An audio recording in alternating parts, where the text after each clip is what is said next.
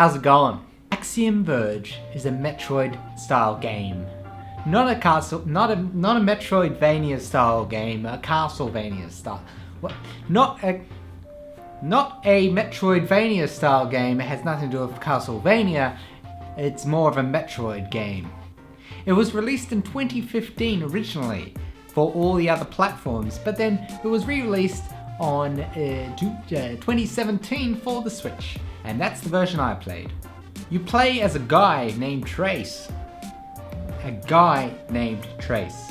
His face, though, it looks like a... I don't trust it.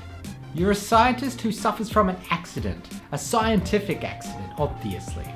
You wake up in Sudra, where a Rusalki named Alcinova tells you of another scientist, Athetos,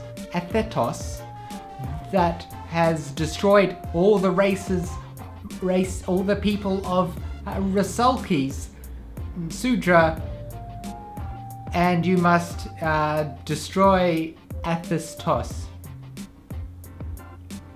And have a nice day after that. The story does unfold more, and this may be the best show on YouTube Suck to Satan's Google, but I am not about to spoil any of it for you. Any of it. So you start off with no weapon at all. You're just a guy named Trace, and you wake up from this accident.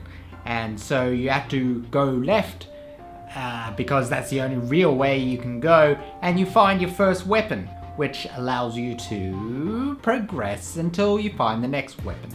The first weapon you find is called the Axiom Disruptor. It's the basic weapon. Eventually you come across your first boss fight with the penis snail. Pew, pew, pew, pew. After defeating the penis snail, you obtain the Nova Gun, which allows you to pass through previously impassable areas and rinse and repeat for several hours. Basically, that gives you a Metroidvania style game. Let's get rid of the Vania. Personally, I love this genre of game. I love the exploration and that feeling, that satisfying feeling of uncovering new areas, and each area is very imaginative and a reward in itself to discover.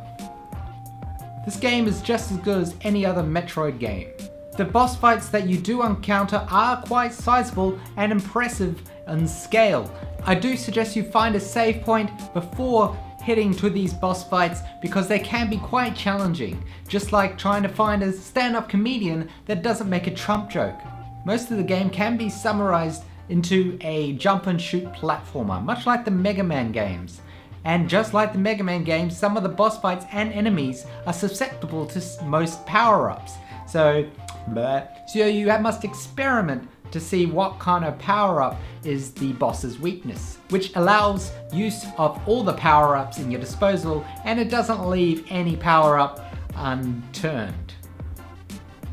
There are plenty of collectibles to find as well, optional ones for those completionists out there, as well as health nodes which increase your health, and power nodes which increase the number of nipples on your chest.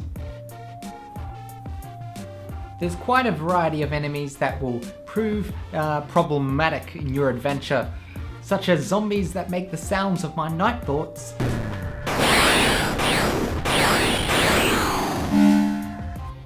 and donuts. The music in this game is very well composed. Considering this was made by one person, I find it quite admirable. This is a game that I really do recommend you pick up if you have a Switch or any other platform, because it's pretty much on everything now. And because it was made by one person, this makes it even more of a sort of find and kind of like, wow, something I can do anything in the world. That's great. It takes from classics such as Blaster Master Zero, Mega Man, and of course Metroid. It's a true love letter to the Metroid series, mostly. So if you're a fan of those kind of games, try it out. It's quite cheap now too. It's quite affordable. If you're poor like me, it's a good thing. It gets an 8 out of 10 from me. Why? Because it's my channel. Subscribe.